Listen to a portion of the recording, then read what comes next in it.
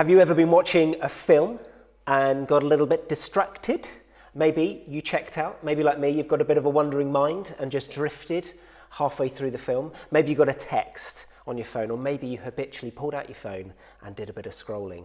Right at a key moment in the film that explains everything, pivotal, essential to the full story of that film. And when it gets to the end of that film, you're sitting there thinking, what on earth was that all about? I haven't got a clue what's just gone on there. That happened to me when I watched the film Inception with Leonardo DiCaprio. Don't know if you've seen that film. Highly difficult to follow, especially if you keep checking out in your brain like I do. And in many ways, I think this, the Bible, can be a little bit like that for us. It's a big story, and I think there are many times, many parts of the story that we miss or we check out of when we read the Bible. Either we've never read them, or that we've read them, don't quite understand them, and we kind of skip past them and worry about it at another time. Or maybe that we've just read it so often and so many times so quickly that we fail to pause and pick up any meaning out of the passage. And when we get to the end of the thing, the end of the Bible, and we think, hang on, what on earth is that all about? I don't quite get what is going on in the Bible. I wonder if that's you, and certainly me at some times. And what I love about this series, The Subversive King, not The Submissive King, it's a very different series, The Subversive King. What I'm loving about it is it's delving into some of these passages, some of the most important passages in the Bible, and it's pausing and we're stopping together as a little community and we're looking at these passages. We're not skipping past them, and it's helping to build up the full picture, helping us give us a better, fuller understanding of the full and total story of the Bible. And what I'd love to talk to you about this morning is what I think is the entire reason Jesus came. I think this is the most important story in the Bible, and one we often skip past. This passage challenges our history, challenges our present, it challenges us personally, and it asks us, as followers of Jesus, as followers of this subversive king, are we a part of a problem, or are we a solution to the problem? This is one of the most dramatic passages in the Bible. It's the last 2 weeks before Jesus, the last few weeks before Jesus dies on the cross. It's often one of the most misunderstood passages too. We see a very different Jesus here. It's not the arms wide open, welcoming all Jesus. This is a contentious Jesus. This is a confrontational Jesus. It's a bit more of a difficult Jesus to absorb, but it's one that we have to take into account. We need to understand the full breadth of Jesus, not just the bits that we like. And our reading today comes from Matthew. It's chapter 21, and its verse is 12 to 17. I shall read it for you. It says that Jesus entered the temple courts and drove out all who were buying and selling there. He overturned the tables of money changers and the benches of those selling doves. It is written, he said to them, my Father's house will be called a house of prayer. In other words, a place where people can come and speak with God, be close to God. But you are making it a den of robbers. Jesus here is quoting Isaiah, and is also quoting Jeremiah, maybe 650 years earlier, where the accusations of the temple are exactly the same. That what should be a house of prayer, where people are coming to be close to God, is actually being charged as a den of robbers. It goes on, it says that the blind and the lame came to him at the temple and he healed them. The Message version that says that once he cleared the temple courts, there was now space for the blind and the lame to come to him and to be healed. But when the chief of priests and the teachers of the law saw the wonderful things that he did, and the children shouting in the temple courts, Hosanna to the Son of David, they were indignant. Do you not hear these children and what they are saying? He asked him. Yes, replied Jesus. Have you never read, from the lips of children and infants, you, Lord, have called forth your praise? And he left them and went to the city of Bethany, where he spent the night. Have you ever been stitched on a trade? Maybe you've bought a second-hand car just recently and that second-hand car is no longer running. Or maybe you've travelled the world and you've had trouble with money changers. I had that experience once. I was in Cambodia and we needed to change some money and we didn't have any cash. The only thing we had was traveller's checks. And we heard they didn't go down too well with the local exchanges. Banks would change them normally, but the local guys on the streets didn't want to know. But they were the only people available, and we needed to change our American Express traveller's checks. So we went to speak to one of the tills, and he changed our money for us, and we calculated, and I planned it, and I worked out kind of roughly what we should get, and I had that figure in my head, and for some reason that figure just went out of my head. And he gave me the wad of cash that we changed, and we walked away. And there was a receipt with how much we'd got. And Tara just looked at the number. She went, I'm sure that's not the number you said in our room. And I went, no, I'm sure it's fine. Just about to put the money in my pocket and walk off. And she says, no, check again. I don't think that's the number. And when I checked the number again, it was way out. It was probably about 40 or 50 pounds out, which is quite significant for the amount of money we were changing. So we went back to the guy and said, hey, look, I think you've not done this right. And without a moment's hesitation, he turned around and he took the 40 or 50 pounds and just went, there you go. He kind of had it to the side just in case I might check when I left.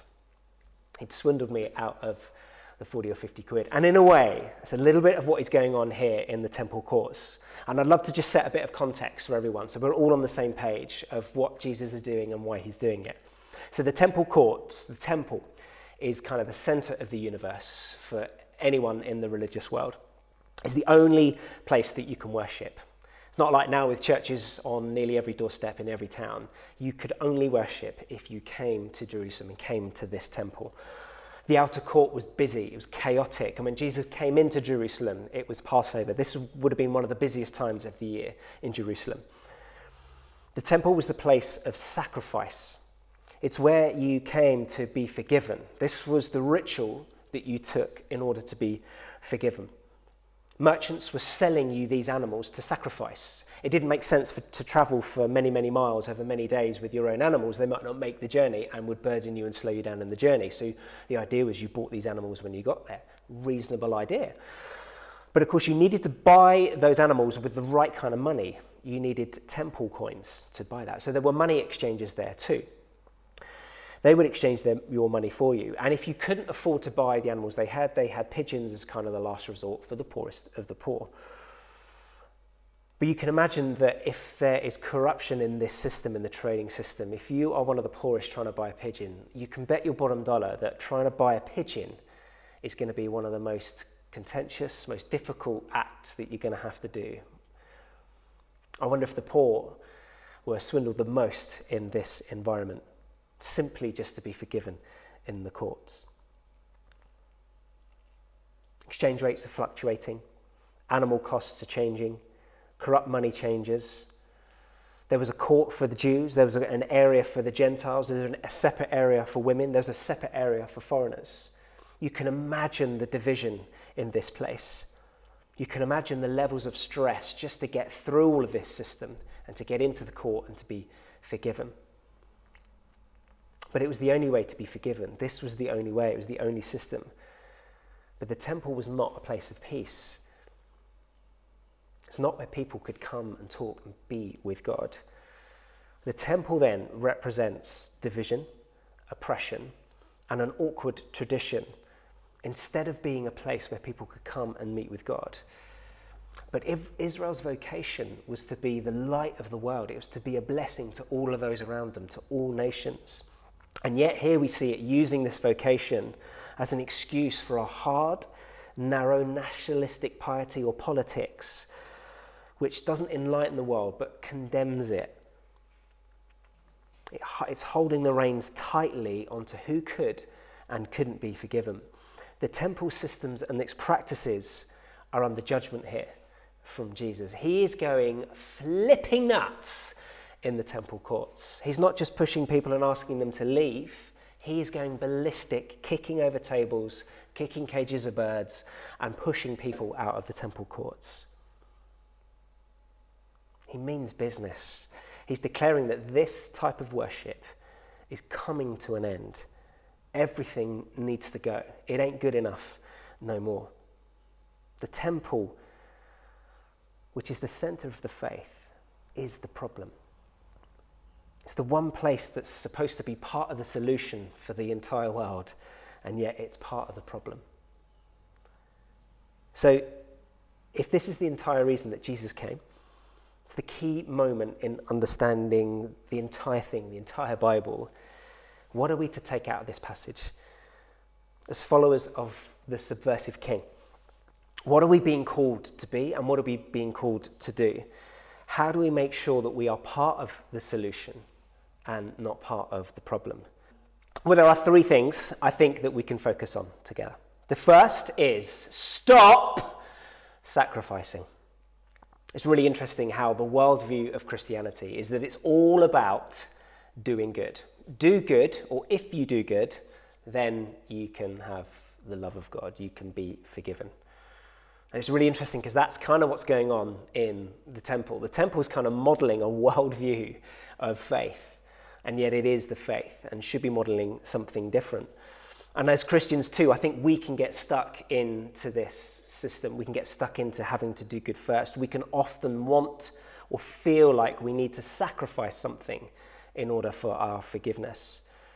But you don't get close to God by being good.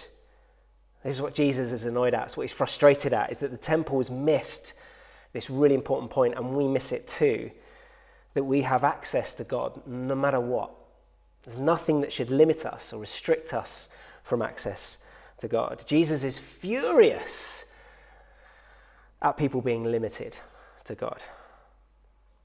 He's furious at this sacrificial system that has become a blocker to God and not the thing that helps you to get God. That's the whole point of the sacrificial system, was to help you to get closer to God. And now it seems to be keeping you distant and separate from God. I love verse 14 where it says that after he'd cleared the temple courts, there was now space to heal the lame and the blind. The lame and the blind had been banned from the temple. And this is kind of symbolic as well. It harks back to David when he was king, when he was sieging Jerusalem and when he was taking Jerusalem in the battle. It was such a magnificently fortified city. The people holding it were so confident in its defenses, they put the lame and the blind to defend the city, and they taunted David with it. Unfortunately for them, they found a different way into the temple, up through the water system, and they took over the city. And when they did, David banned the blind and the lame from the temple. They've been banned from the temple ever since that day. And when Jesus creates a space for them, he's significantly changing something in the history, something that's always been slightly out of kilt with God. Jesus is the once and for all sacrifice. And he opens up a space for us to come to God, for all of us, no matter what we are, no matter what we've done, no matter who we are. There's no sacrifice required. Stop sacrificing is his message to us this morning. You don't need to be good. You don't need to have the appearance of being good. You don't even need to be in a good mood. You definitely don't need to be spiritual, and you absolutely don't need to be holy. You are welcomed just as you are. The door to God is open for you, just as you are. This is a message to churches. This is a warning to us as a church to stop restricting access to God. But it's also a message to you and I to stop feeling like we need to sacrifice, that we need to do something in order to be forgiven, because we are forgiven. You are forgiven. We need to stop sacrificing, and we need to stop demanding the sacrifice of others. So to be a part of the solution, we are to stop sacrificing. Second, we are to stop division. The temple represents division. Jesus is tearing that up. He's calling you and I to tear division up too. Paul writes in Galatians 3:28, he said, "There is neither Jew nor Gentile, neither slave nor free, nor there is male and female, for you are all one in Christ Jesus." There should be no division. And division permeates our culture. And I think it permeates our culture because I think we live in a world that lives with a sense that it's not forgiven. Cancel culture sees us 100% fully cutting someone out of our lives because of a view they have, something they've said, or something that they have done that doesn't quite match our own ideals. And I don't think cancel culture is a modern day problem. I think it's a temptation for all in all time. But we are to resist it, we're to fight it, and we're to speak into it. Because forgiveness kills division. We are supposed to be a people that have experienced forgiveness.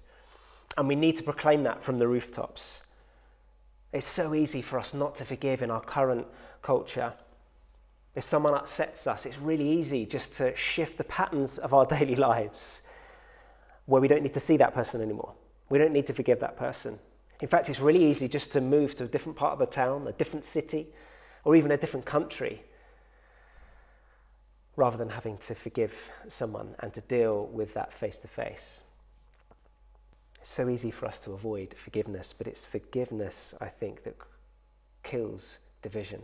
And without forgiveness, it creates division in our society. But a world without forgiveness is simply the world we read about in our passage today. Forgiveness is not happening in the temple. It's not happening in the religious world. And there is division everywhere you look. It's a divisive world. People are excluded. People are not welcomed. And more importantly, people are not forgiven in this particular story. We are to fight division by speaking of forgiveness for all and for everyone, and we are to model it too. To be a part of the solution, we are got to stop sacrificing, and we've got to stop division. And we stop division by speaking about forgiveness. And lastly, we are to stop oppression. The temple functioned on oppression. Access was limited according to your sex, your social status, your wealth, your physicality, your nationality, your track record.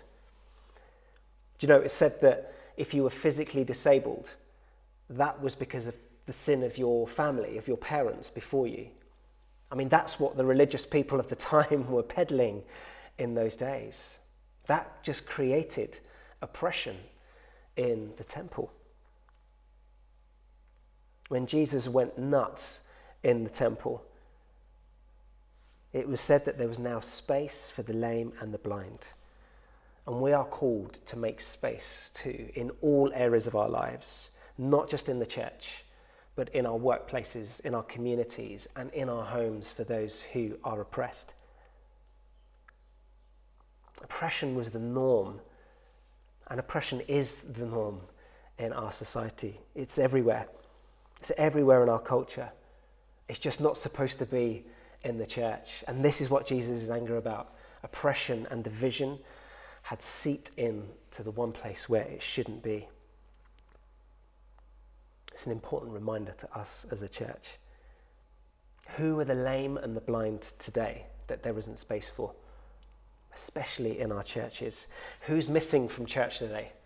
I'm gutted because I can't see you all, but I love seeing you all each week. And I love your faces, but I can't help but thinking about who is not here, who's missing on Sundays with us.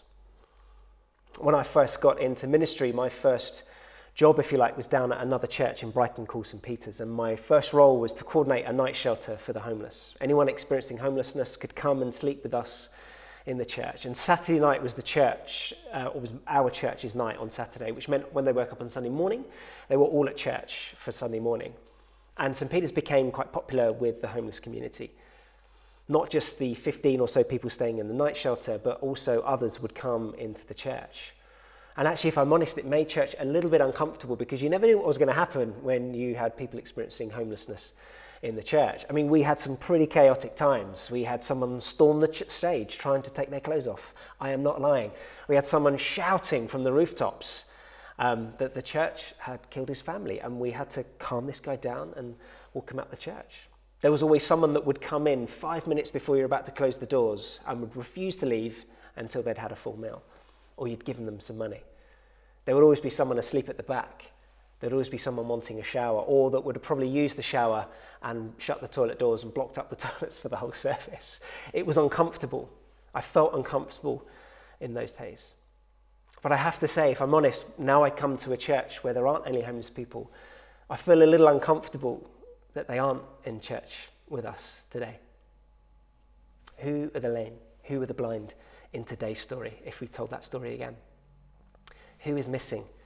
Who is not welcome at church? If we're to be a part of the solution, we've got to find those people. We've got to make them feel welcome in church. We've got to make them feel that the one place where they won't feel oppression is in our church, in this building that you guys are in today. Who would be uncomfortable for you to see walk through those doors of church today? Who would it be, or who would be uncomfortable for you to see in your workplace? Who would it be uncomfortable for you to share a meal with in your home? This is what Jesus is challenging. This is what Jesus is calling us to do. This is not just a challenge for churches, it's a challenge to us in all parts of our life. Jesus creates space for those who are oppressed, and we are too. He fights for them, and we are too. We're to be a part of the solution by stop sacrificing, stop division, and stop oppression. Just to finish and just to conclude this morning, Jesus only managed to stop these activities momentarily. I'm sure moments later, animals would have been gathered again, money would have been recollected, tables upturned, and business would have continued as usual. Not long after this, Jesus dies on the cross, and he chose to die anyway, knowing that this wouldn't have been resolved. As he was dying, the temple courts would have been carrying on business as usual. But what he did in that moment was to point forward to something different. Point to another way that we are to follow, where there is no need for sacrifice. People can come as they are. Where there is no division, all are welcome, and where the oppressed out there feel no oppression in here. Jesus, the subversive king, gives us an invite or an opportunity to be part of the solution. And I think we are called to take that solution with both hands. We are not to stay the same. We are not to be happy with the way things are. We're not to be happy with just us lot in church on a Sunday. We are not to stay the same. And as my last point, what I find most interesting is Jesus loved the people he was driving out. He said that he has not come to destroy, he has come to save. And actually, if we are to be a part of the solution, we also need to target those that are oppressed, but those who are also oppressors. He loves both, and we are to love both too. And I think that will make it quite uncomfortable for who we might eat with, for who we might worship alongside in our churches, if that were true.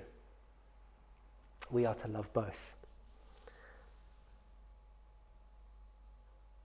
I think I'll end there. Amen.